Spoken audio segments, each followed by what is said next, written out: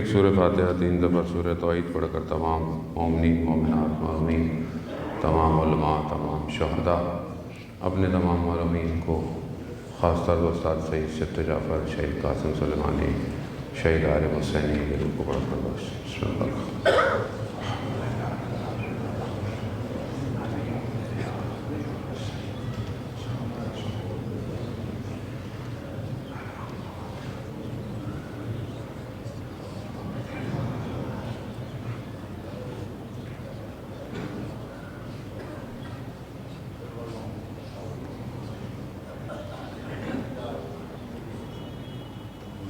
امام زمانہ کی سلامتی کے لیے ایک دفعہ صلوات بھیج دیں.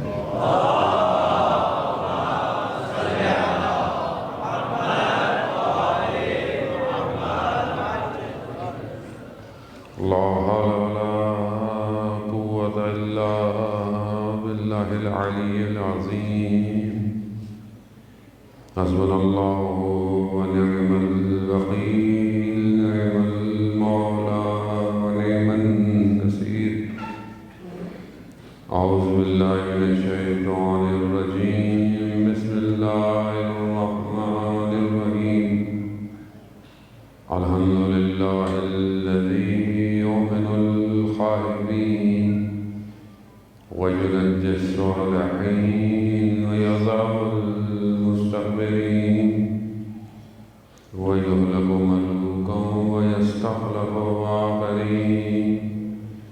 والصلاة والسلام على رسول الثقلين محبوب رب المشرقين والمغربين جد الحسن والحسين نبينا سيدنا أبي القاسم محمد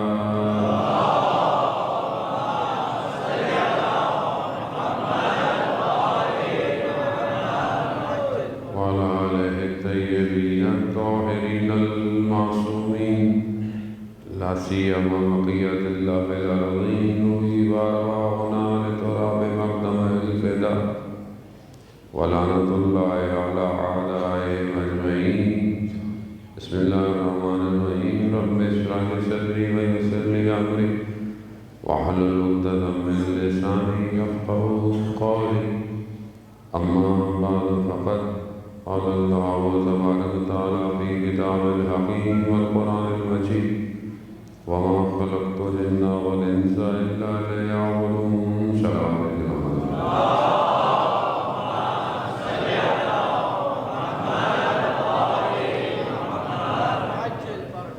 حضرات محترم، ایام فاطمیہ کی سلسلے کی مجالس کی توفیق آپ کے درمیان ہوئی ہے، اور یہ چند دن بعد ہم فضائل اور مسائل اہل بیت علیہ السلام جتنی توفیق ہوگی بیان کریں گے. لیکن بہرحال آپ جیسا کہ پہلے بھی کہا کہ اس بات کا خیال رکھیں کہ کیونکہ آج ہی شام کو اجازت ملی ہے یہاں پہ مجلس کرانے کی، تو جتنا ہو سکتا ہے SOPs پہ عمل کریں، ماسک لگائیں، اور بہرحال جتنا ممکن ہے اتنا فاصلے سے جو ہے وہ بیٹھیں، کیونکہ بہرحال ظاہری طور پر بیماری اپنا وجود تو رکھتی ہے، وبا بھی ہے، اور پھر یہ نہ ہو خدا نخواستہ کہیں میری وجہ سے کسی اور کو کوئی تکلیف نہ ہو، تو یہ بہرحال ضروری ہے. انشاءاللہ انہی ایام فاطمیہ کے صدقے میں پروردگار اس بیماری کو، وبا کو اس انسانیت سے دور فرمائے. جتنے بھی بیمار ہیں ان سب کو شفا کاملہ اور عاجلہ عطا ہو. یہ ظاہری بیماری ہے، اور ہمیں بھی ظاہری بیماریاں نظر آتی ہیں، ظاہر ہے، کیونکہ انسان اس دنیا میں رہتا ہے اور ظاہر ہی انسان کا ہے جو نظر آتا ہے. لیکن اس کے علاوہ، ظاہر کے علاوہ جو چیز نقصان دے گی وہ انسان کی باطنی بیماری ہے. ظاہری بیماری ہو سکتا ہے آپ علاج کروا لیں، ٹھیک ہو جائیں، بہت ہوا، ظاہری بیماری آپ کے بدن کو ختم کر دے گی. لیکن اصل بیماری روح کی بیماری ہے. اگر ہم اس زندگی میں اس کا علاج نہ کر پائے تو بدن ختم ہونے کے ساتھ بھی یہ بیماری ختم نہیں ہوگی. یہ عالم برزخ میں یہ قیامت میں اپنا ظہور دکھائے گی۔ اس لیے جنہوں نے اپنے باطن کو صحیح نہیں کیا وہ ابھی تک مشکلات میں ہے، چاہے وہ دنیا سے چلے گئے۔ اور خدا نہ خواستہ انسان ایسی بیماری کا مرتکب ہو جائے جو اسے اس موڑ پر لے آئے زندگی کے کہ وہ اللہ کی ولایت کا انکار کر بیٹھے، تو یہ بیماری پھر کبھی بھی ٹھیک نہیں ہوگی۔ ہم خدا کا شکر کریں کہ پروردگار نے ہمیں ایک ایسے مکتب سے جوڑ کے رکھا ہے کہ چاہے ہم جتنے بھی غلطیاں کر لیتے ہیں، خطائیں کر لیتے ہیں، بہرحال سال میں توفیق ہو جاتی ہے کہ اس دروازے پہ آ جاتے ہیں۔ یہ وہ در ہے کہ جو ہماری روح کی پرواز کے لیے بہت ضروری ہے۔ اگر انسان چاہتا ہے کمال پہ پہنچے تو اسے اس دروازے پہ جھکنا پڑے گا۔ پروردگار نے ان کو خلق اس لیے کیا کہ وہ ہماری باطن کی تربیت کر پائیں، کیونکہ دنیا ظاہری طور پر آپ کو مل بھی جائے تو بھی آپ کو کامیابی نہیں دے سکتی جب تک آپ کی روح کمال پہ نہ پہنچے۔ روح کو کمال پہ پہنچانے کے لیے ظاہر ہے ہمیں اسی دروازے سے سب کچھ حاصل کرنا پڑے گا۔ بہرحال میں نے کل ایک حدیث ایک مجلس میں بیان کی، وہ پوری نہیں ہو پائی تو بہت سارے لوگ بہرحال لائیو سن رہے ہوتے ہیں، آن لائن سن رہے ہوتے ہیں، تو وہ پھر بعد میں مجھے میسج کرتے ہیں کہ آپ نے فلانی جگہ ایک حدیث پڑھی تھی، پوری نہیں پڑھی، تو وہ باقی تو بتا دیں۔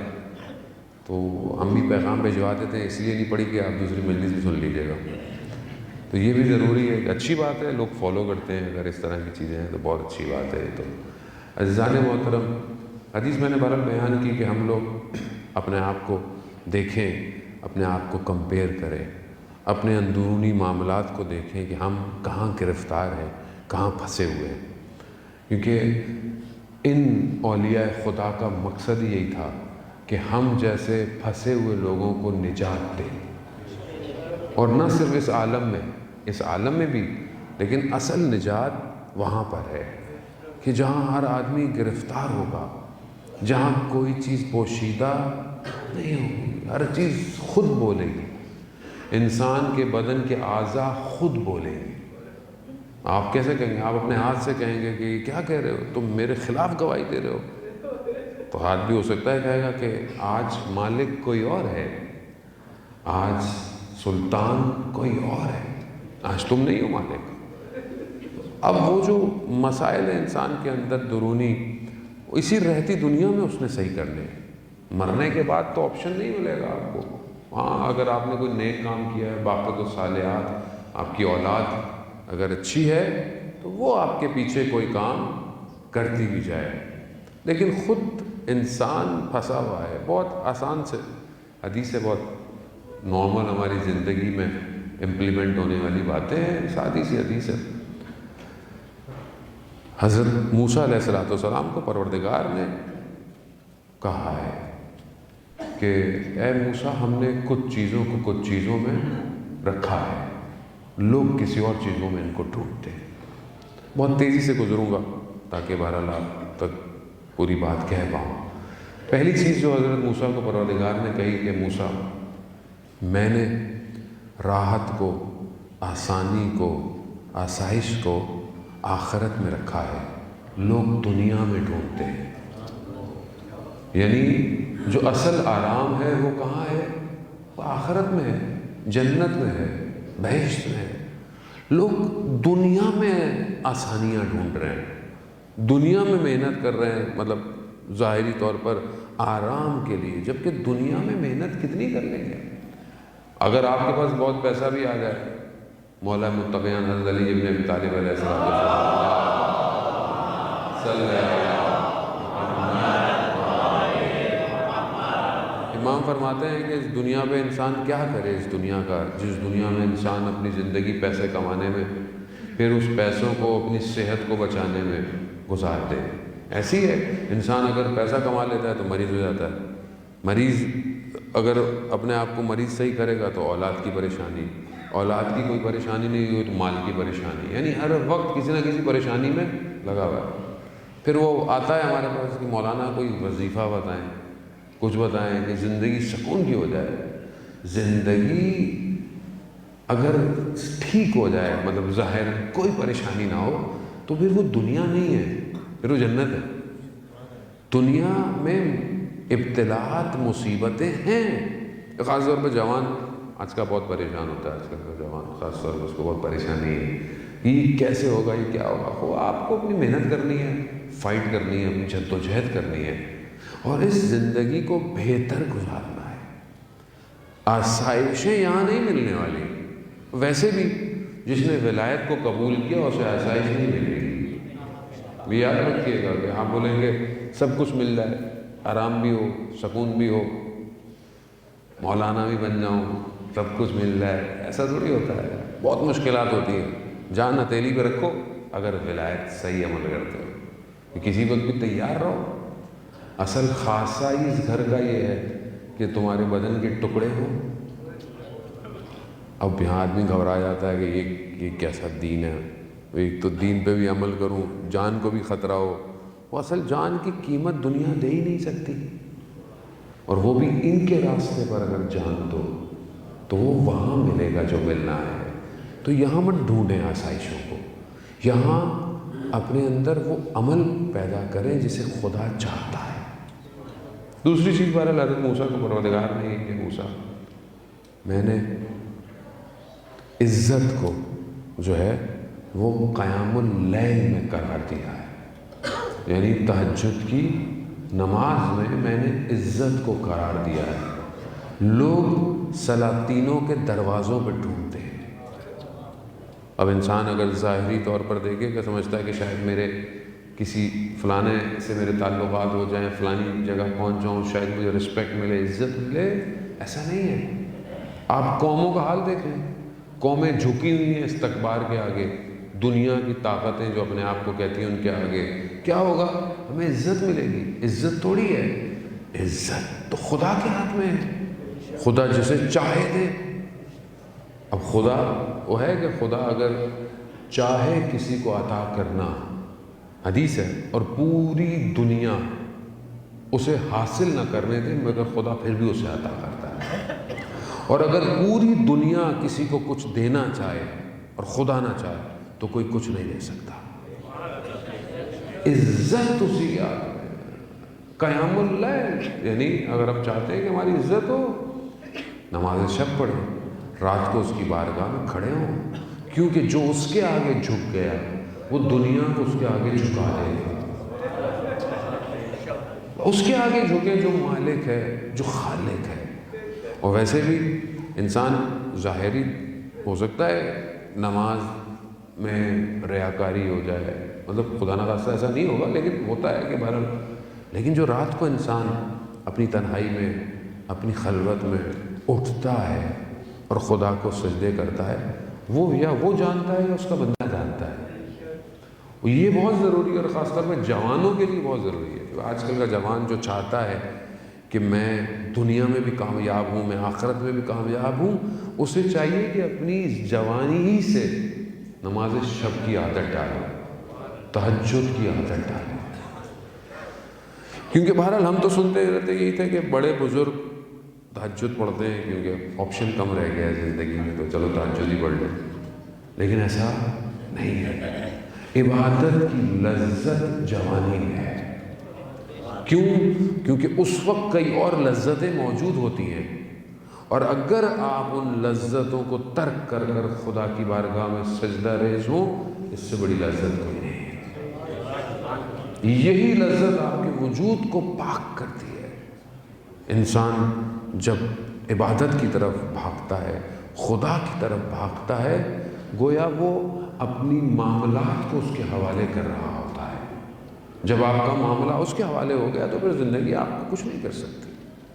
تو ہم دیکھتے ہیں دنیا میں کتنے بڑے بڑے لوگ ہمارے سامنے آئے، کہ مثالیں بھی بہت ساری ہیں بڑے بزرگوں کی، علماء کی، اولیاء کی، شہداء کی جو مثالیں ہیں۔ کیوں ان کو عزت ملی اتنی؟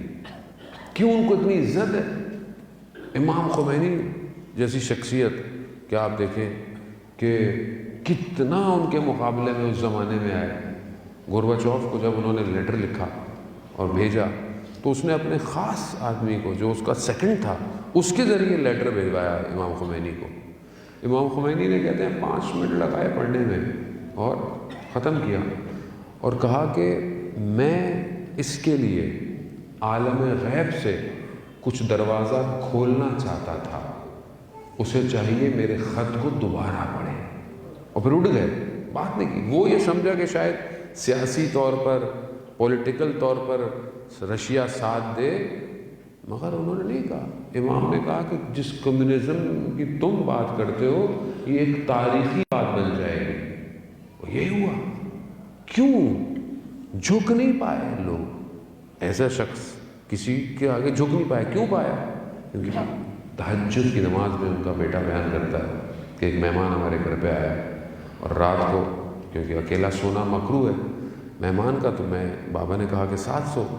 تو وہ رات کو اٹھ گیا, کہتا ہے کہ آپ کے کسی کا انتقال ہو گیا ہے, بہت گریا ہو رہا ہے رات کو. تو کہا نہیں. کہا تو اتنا گریا کیسا ہے؟ کہا یہ تو بابا ہیں, ہر روز رات کو نماز شب میں گریا کرتے ہیں.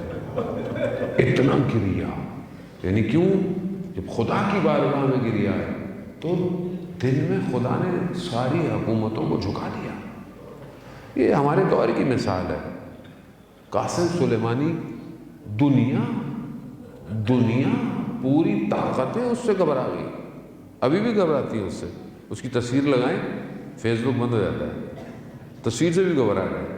تو کیا کرے گا آپ؟ تصویر کیا کرے گی؟ نہیں, گھبراہٹ ہے. کیوں؟ کیونکہ تہجد کی نماز خدا کی بارگاہ میں. کیوں؟ کیونکہ مالک وہی ہے. مولا یا مولا انت المولا انا العبد وحجر العبد الا المولا. تو خالق ہے, تو مالک ہے, میں تیرا بندہ ہوں. تو رحم نہیں کرے گا اپنے بندے کے اوپر. یہ ضروری ہے عزیزان محترم. آج معاشرے میں جو کمی پائی جاتی ہے وہ رابطے کی ہے, ارتباط کی ہے. آج ہمارا آپس میں کمیونیکیشن بہت ہے. آج سوشل میڈیا کے ذریعے سے ایک دوسرے سے دور کے فاصلے کم ہو گئے, بہت زیادہ ہے. لیکن جس اصل رابطے کے لیے خلق کیا گیا وہ بریک ہو گیا. جو اصل رابطہ ہونا چاہیے تھا وہ ڈیوائس کرا گیا ہماری. یا یوں کہیں کہ ہمارے اندر وائرس آ گیا ہے کہ ہم اس رابطے کو درست نہیں کر پائے. اصل پروردگار نے ہمیں خلق اس لیے کیا تھا کہ تم میری عبادت کرو. وما خلقت الجن والانس الا لیعبدون. میں نے تمہیں خلق ہی نہیں کیا سوائے اپنی بندگی کے, سوائے اپنی عبادت کے. تو یہ مقام ملے گا کیسے کہ خدا اتنی عزت دے؟ راوی کہتا ہے کہ میں مدینہ میں قحط تھا اور لوگ بارش کے لیے نمازیں پڑھ دعائیں کر رہے. میں نے دیکھا کہ ایک سیاہ پوست یعنی کالا حبشی اپنے رخسار کو خاک پہ رکھے خدا کی بارگاہ میں کہہ رہا ہے کہ پروردگار اگر تو نے بارش نہیں بھیجی تو میں اپنے رخساروں کو نہیں اٹھاؤں گا. راوی کہتا ہے کہ بات پوری نہیں ہوئی, بارش شروع ہو گئی. کہا میں اس کے پیچھے کہ یہ کون ہے یہ غلام, کس کا غلام ہے؟ تو دیکھا وہ کوچے بنی ہاشم میں چھٹے امام کے گھوڑوں کو پالنے والا غلام تھا. یعنی عبد کی تربیتیں ہو رہی ہیں, یہاں بندے بنائے گئے. ہم اپنی زندگی میں دیکھیں عزیزان محترم, ہم عبد کتنے اچھے ہیں. عبد ہیں بھی یا نہیں ہیں, بندے ہیں یا نہیں ہیں. ہم بہت کچھ بننا چاہتے ہیں زندگی میں, ہم یہ بن جائے اچھی بات ہے. ظاہری طور پر آپ اچھی ایجوکیشن ہو, آپ اچھا آپ کا پروفیشن ہو, سب کچھ کریں. اصل بندگی ہے. سب کچھ آپ نے کر لیا, اسکائی اسکریپرز کھڑے کر لیں, بڑی بڑی جائیدادیں بنا لیں, نام بنا لیں, لیڈر بن جائیں, کمیونٹی کے لیڈر بن جائیں, سب بن جائیں, لیکن آپ بندے نہ بنیں. کہاں لے کے جائیں گے یہ سب؟ آیت اللہ عظمہ بہجت رضوان اللہ تعالیٰ علیہ, ان کی قبر پہ آپ نے دیکھا کیا لکھا ہوا ہے؟ عبد, بندہ. یعنی کوئی اور ڈیزگنیشن کی ضرورت نہیں ہے. اس ڈیزگنیشن کو ڈھونڈیں اور وہ تبھی ملے گا کہ جب آپ اس کو خلوت میں سجدے کریں گے۔ تو اگر اے موسیٰ عزت چاہتے ہو تو قیام اللیل، کھڑے ہو رات کو، سلاطینوں کے دروازوں پہ نہیں۔ پھر حضرت موسیٰ نے کہا پروردگار نے موسیٰ اگر مقام چاہتے ہو، مرتبے چاہتے ہو، رتبے چاہتے ہو تو تواضع انکساری میں پاؤ گے، اور لوگ تکبر میں ڈوبتے ہیں۔ اگر آپ چاہتے ہیں کہ انسان دنیا میں اس کا کوئی رتبہ ہو تو خدا کہتا ہے تواضع انکساری کرو، جھکو اپنے آپ کو، چھوٹے ہو لوگوں کے آگے، تکبر میں نہیں کہ اپنے آپ کو۔ ویسے بھی خدا کو تکبر پسند نہیں ہے۔ انسان کتنا بھی تکبر کر لے زمین پہ چلتے ہوئے، جانا تو اسی زمین کے اندر ہے، تکبر کیسا؟ یہ کبریائی صرف اسی کی ذات کو پسند ہے اور کسی کو نہیں۔ کتنے بڑے بڑے فرعون، شداد کتنے متکبر تھے، انا ربکم الاعلی، کتنا، لیکن کیا ہوا؟ پانی میں ڈوب گئے، بول نہیں سکے۔ شداد کو جب اللہ کے نبی آئے کہ دیکھو تم یہ کام چھوڑ دو، خدا تمہیں جنت دے گا، حالانکہ کہا کہ تم نے جو غلطیاں کی ہیں کوئی فرق نہیں پڑتا تم، تو اس نے بولا جنت کیا ہے؟ کہا جنت باغ ہوں گے، محل ہوں گے۔ اور بولا اچھا، بولا میں خود جنت بنا لوں گا۔ خود اپنی کہتے ہیں کہ 300 سال لگے اس کو جو اس نے بنائی تھی، اور جیسے ہی وہ گیا دروازے پہ تو دیکھا کوئی شخص نظر آیا، کہا تم کون ہو؟ تمہیں تو میں نے پہلے کبھی دیکھا ہی نہیں۔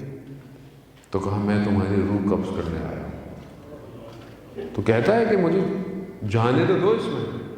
تو کہتا ہے اس کا ایک قدم ہوا میں تھا، ایک قدم اس کا گھوڑے کی زین پہ، خدا نے روح قبض کر لی۔ خدا کو تکبر پسند نہیں ہے۔ تواضع انکساری، اس گھر کی انکساری دیکھیں آپ کیسی ہے۔ شادی کی رات ہے، نیا لباس ہے، بیوی سائل آیا ہے، بیوی نے اپنا لباس سائل کو دے دیا۔ تواضع انکساری ہے، یعنی اس سے بڑھ کر نہیں ہو سکتا۔ کوئی کچھ مانگنے آیا، یہ دے دیا۔ کوئی مشکلات آئیں، کتنے واقعات ہیں، کتنی مشکلات ہیں کہ بیوی اپنا سب کچھ خدا نے ان کا کہاں رتبہ لے گیا کہ سیدہ کی رضا پر خدا کی رضا ہے۔ اس سے بڑا کیا رتبہ ہو سکتا ہے کہ اگر بیوی راضی ہیں تو خدا راضی۔ وہ یہ مقام آسان نہیں ہوتے ہیں، وہ یہ انہی کے گھر کے مقام ہیں، لیکن ہمیں سکھا رہے ہیں کہ دیکھو تم بھی اس راستے پہ کوئی نہ کوئی مقام کسب کر سکتے ہو۔ یہ تواضع ہے۔ ہم بھی اپنے معاشرے میں دیکھیں کہ اگر ہم چاہتے ہیں کہ بہرحال ہمیں کوئی رتبہ ملے تو اپنے آپ کو جھکائیں۔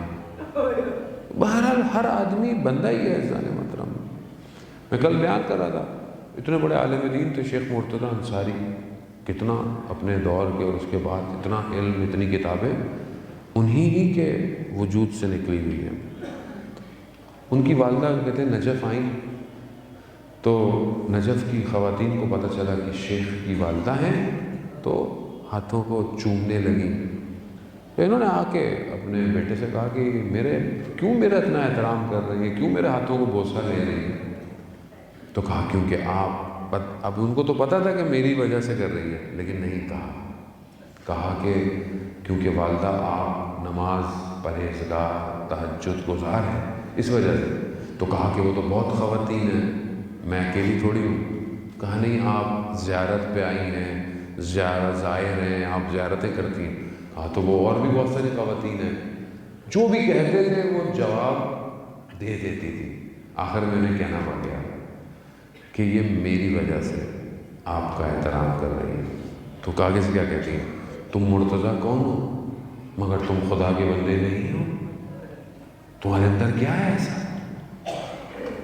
اصل یہی ہے، یہی تو وجہ تھی کہ جب شیخ مرتضیٰ انصاری فوت کر کے گئے، دنیا سے پردہ کیا، تو علم ایک شاگرد کے پاس آیا، سیاست ایک کے پاس، لیکن تقویٰ اپنے ساتھ لے کے گئے، اتنے متقی اور پرہیزگار تھے۔ ہم بھی چاہے ہمارا رتبہ کوئی بھی ہو معاشرے میں، ہمیں اندر سے دیکھیں، انسان کے پاس کچھ بھی ہو، جو بھی چیز ہو، سب عطا ہوتی ہے، اندر سے کھوکھلا جاتا ہے۔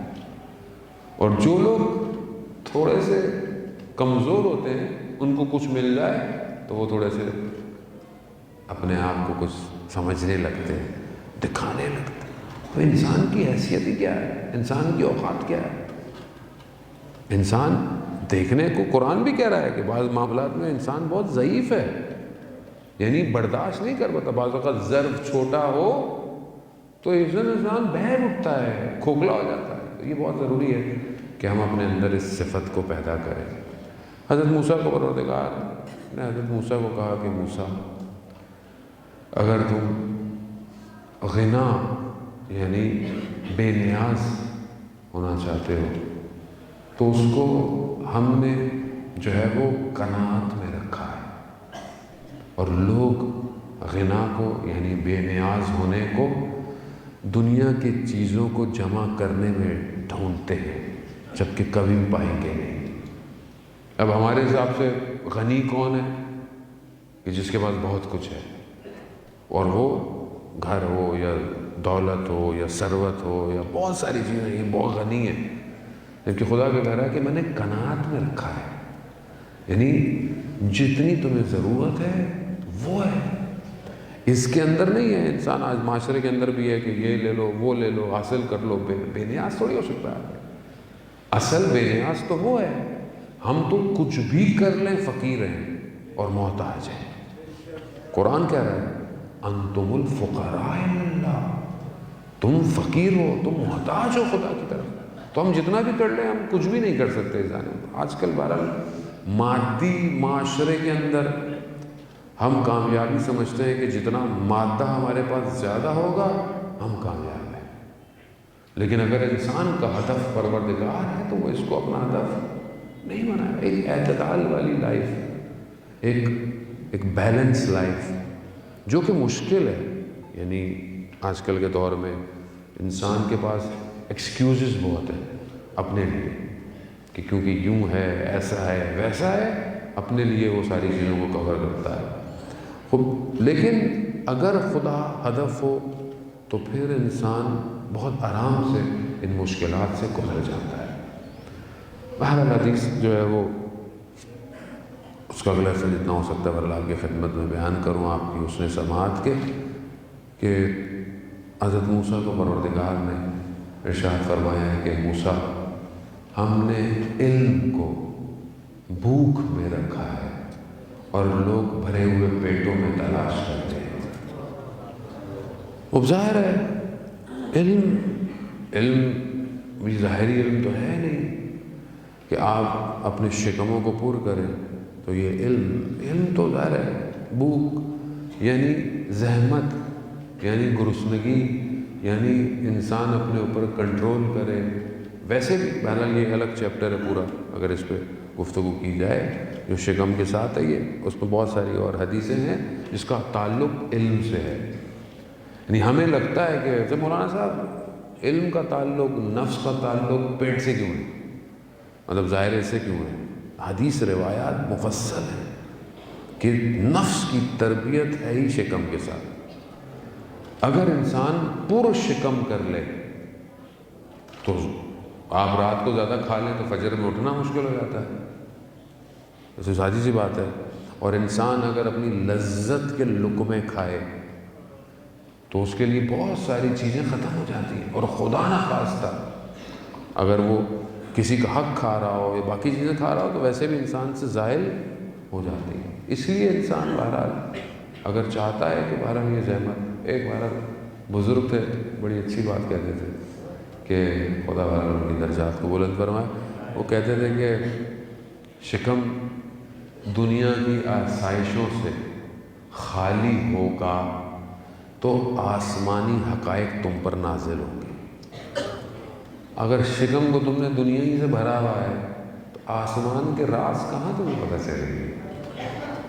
تو اس لیے بہرحال ہم شاید اس طرح تو نہیں کر سکتے جیسے ہمارے ائمہ زندہ رہتے تھے، لیکن بہرحال ایک اعتدال میں رہنا ضروری ہے۔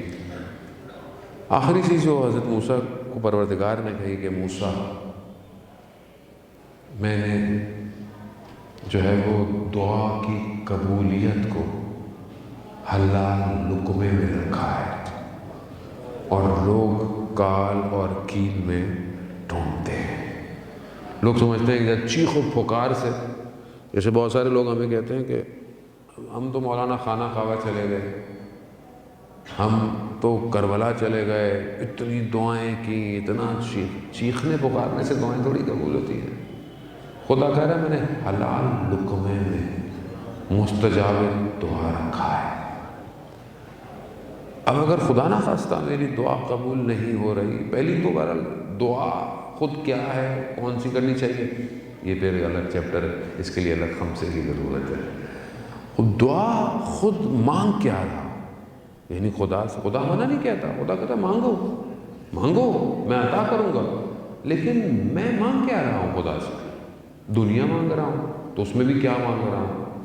آخرت مانگ رہا ہوں بہت، کیونکہ بہرحال ہمارا تعلق جوانوں سے ہے، تو جوان ہمیں بہت میسج کرتے ہیں بہت زیادہ، تو انہی کے لیے بہرحال مجلسیں بھی زیادہ تر انہی کے لیے ہوتی ہیں۔ میں نے یہ کر لیا، میں نے وہ پڑھ لیا، میں نے اتنے دن زیارت عاشوراء پڑھ لی، میں نے زیارت آل یاسین پڑھ لی، اتنا، میں نے کہا بھائی اتنا کیوں پڑھا، خیریت کیا ہو گیا؟ وہ ایک کوئی حاجت ہے۔ بعض اوقات ایڈریس غلط ہوتا ہے عزیزان محترم، آپ جسے ڈھونڈ رہے ہیں آپ کے پاس ایڈریس ہی غلط ہے۔ ٹھیک ہے جو آپ نے پڑھا اس کا ثواب ضرور ملے گا، لیکن خدا بہتر جانتا ہے کہ یہ چیز آپ کے لیے مناسب نہیں ہے۔ اور جوان تو آج کل ویسے بھی ایک فیوژن میں زندہ ہے، ایک illusion زیادہ ہے اس کو، اور اس میڈیا کے دور نے اس کو اور دھوکے میں رکھا ہوا ہے۔ یہ جس چیزوں کو کامیابی سمجھتا ہے، میڈیا تو فیبریکیٹڈ ہے، وہ تو ڈیزائنڈ ہے، وہ تو آپ کے لیے چیزوں کو دکھاتا ہے جو کہ وجود نہیں رکھتی ہیں اور آپ کو کھینچتا ہے۔ اس کا اصل ہدف آپ کے نفس کو جو ہے وہ کیپچر کرنا ہے۔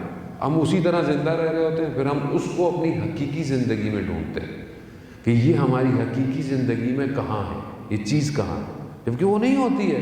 اور پھر انسان کہتا ہے چلو کوئی اور تو دروازہ ہے ہی نہیں۔ اچھا خدا کا بھی بڑا شکر ہے کہ کم از کم اگر ہم اپنی مشکل میں، پریشانی میں، یا کوئی بھی ہے، اگر اس کے دروازے پہ آتے ہیں تو یہ لطف ہے اس کا، یہ شکر کریں کہ ہم کوئی اور غلط کام نہیں کرتے، ورنہ دنیا تو آسائش اور سکون کے لیے آج کیا کیا نہیں کر رہی۔ نشے، ڈرگز، ایڈکشن، دنیا کا جوان گرفتار ہے اس کے اندر، اور اس کو فیسینیشن سمجھتا ہے، اس کو سمجھتا ہے کہ بہت اچھا کام ہے، لیکن اس میں سکون ڈھونڈ رہا ہے، جبکہ اس میں سکون نہیں ہے۔ الا بذکر اللہ تطمئن القلوب، آگاہ ہو جاؤ، اللہ کے ذکر میں ہی سکون اور اطمینان ہے۔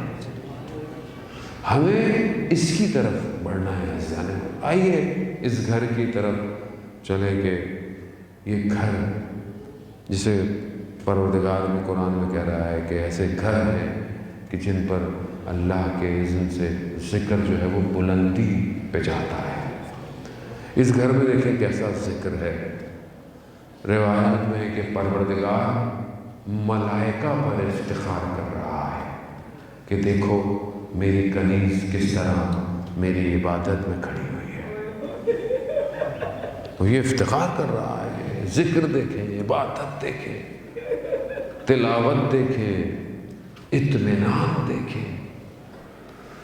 کتنی دفعہ حضرت سلمان فارسی رسول خدا کی خدمت میں گئے اور کہا کہ آپ کی بیٹی کی حالت مجھ سے دیکھی نہیں جاتی، جبکہ رسول خدا کہتے ہیں کہ نہیں، فاطمہ نے آخرت کا انتخاب کیا ہے، وہ اپنے یقین اور ایمان کے ساتھ یہ سارے کام انجام دیتے۔ یعنی ہم دیکھیں کہ ہم اپنے آپ کو دیکھیں، ہم اطاعت کرنا ہے، فالو کرنا ہے، تو ہم یہ دیکھیں کہ جو وہ تھے ہم ان سے کتنے فاصلے پر ہیں، کتنی اطاعت کرتے ہیں۔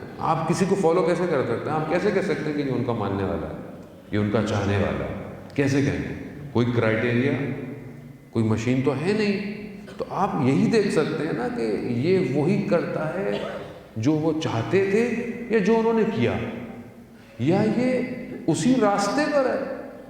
ہو سکتا ہے 2 چیزیں عمل کرتا ہو تو 2% ہوگا، 10 چیزیں کرے گا 10% ہوگا۔ ہم اپنی عبادتوں میں کیسے ہیں؟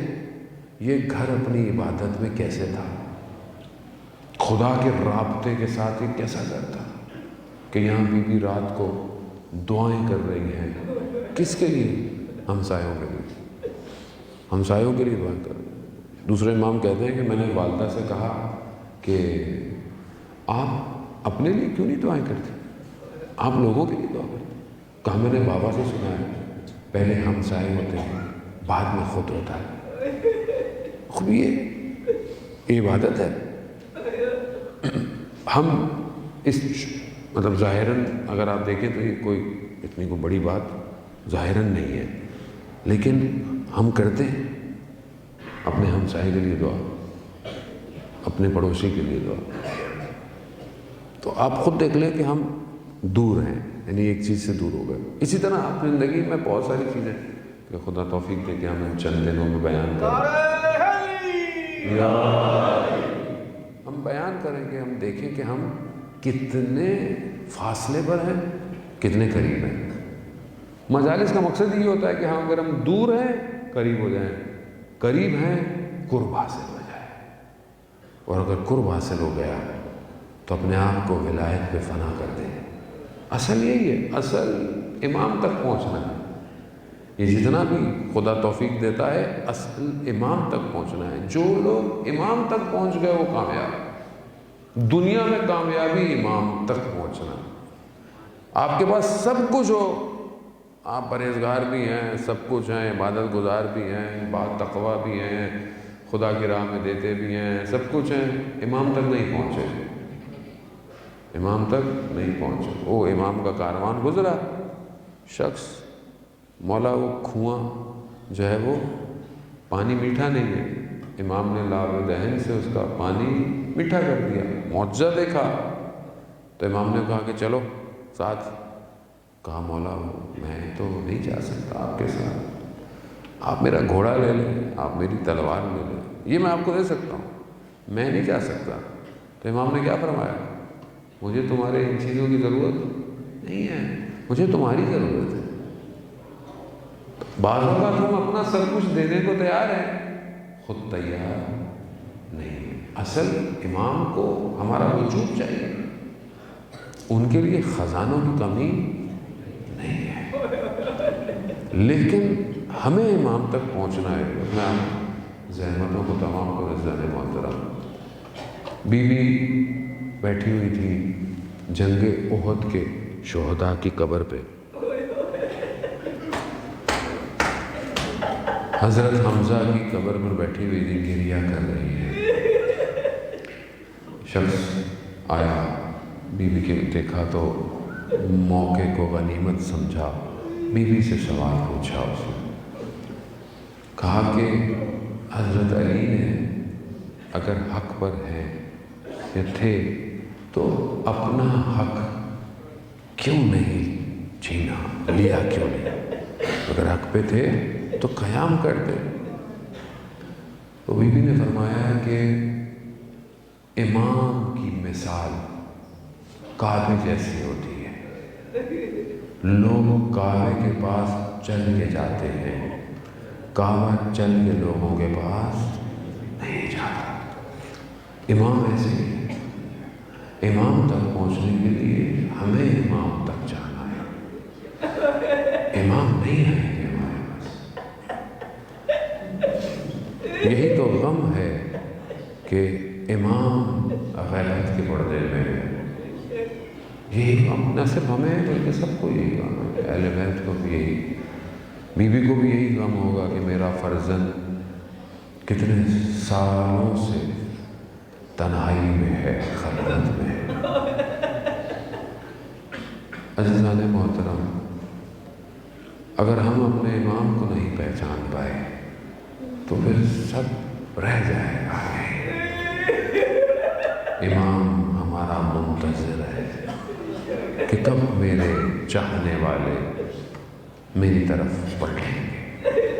اسی لیے خدا نے ہمیں توفیق دی ہے کہ یہ در توسل، اس در پہ توسل کریں، توسل کریں۔ آخری زمانے کی دعاؤں میں بھی یہی ہے کہ پروردگار تو ہمیں ثابت قدم رکھ، تو ہمیں اپنے کام میں ناصر فرما، نصرت فرما، اور تو ہمیں تبدیل نہ کر دوسری قوموں کے ساتھ۔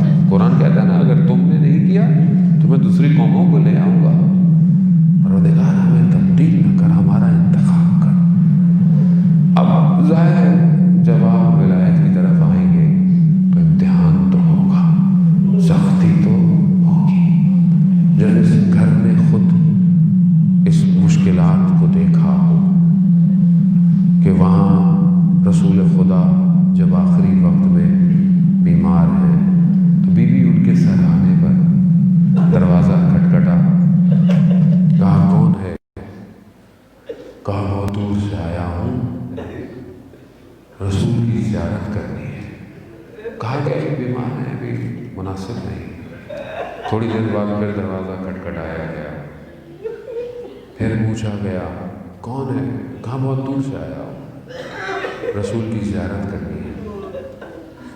رسول خدا نے فرمایا فاطمہ آپ جانتی ہیں کون ہے؟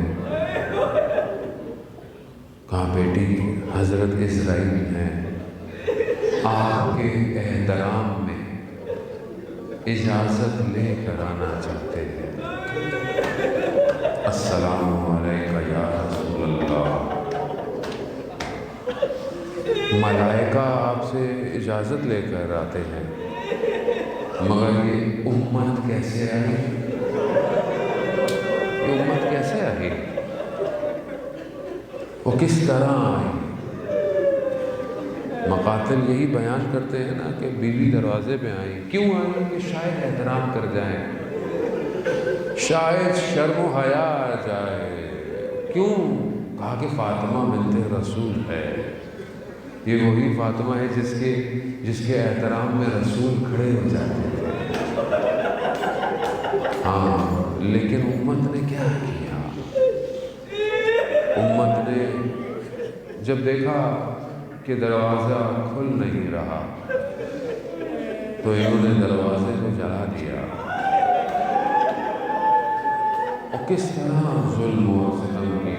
ہاں، مسائل سخت ہیں حضرت سیدہ کے، ہمارے لیے آسان نہیں یہ کو پڑھنا۔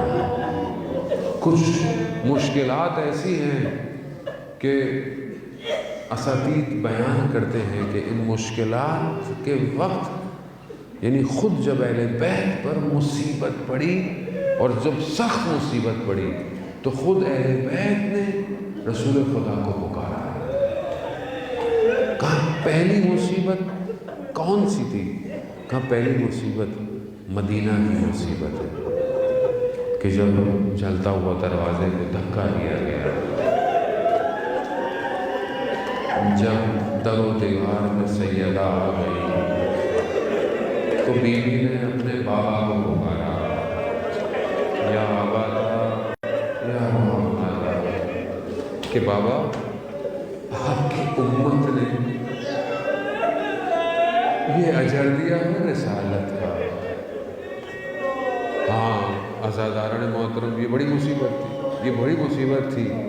اسے امام جانتے ہیں کہ کتنی بڑی مصیبت تھی۔ وقت گزر گیا، امام گزر گیا، وقت گزر گیا، پھر وہ رات کہ جس کی تاریکی میں کائنات کا امام اس امانت کو قبر میں اتارا،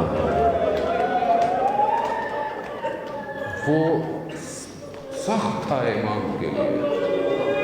اس امانت کو اتارتے ہوئے بھی مولا کہتے ہیں السلام علیکہ یا رسول اللہ، یا رسول اللہ، جو آپ امانت دے کے گئے تھے یہ ایسی نہیں ہے۔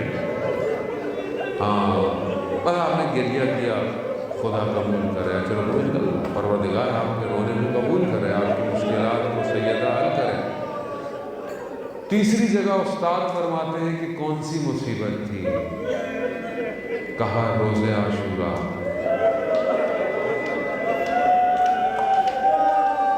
جب بہن چند قدموں کے فاصلے سے دیکھتی رہی،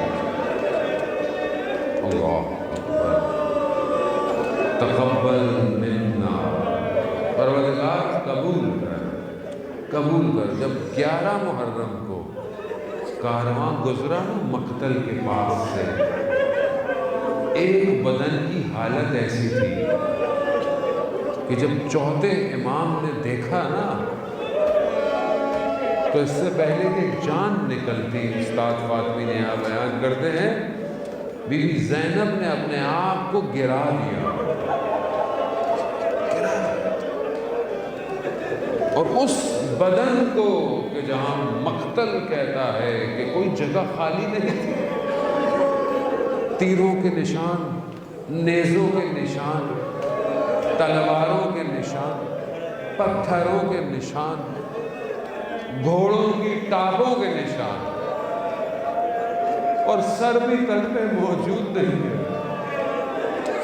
کٹی ہوئی رگیں کربلا کی خاک میں آلودہ ہے۔ وہ بہن جو اپنی ماں کی آخری کمائی کو اس طرح دیکھے، وہاں اس نے بھی کہا یا رسول اللہ، یا جدہ، اے میرے نانا حاضر حسین، کیا یہ حسین ہے مرحبن التمام کہ جو خون میں لطفت ہے، جس کے بدن کے اعضاء ٹکڑے ہوئے ہیں؟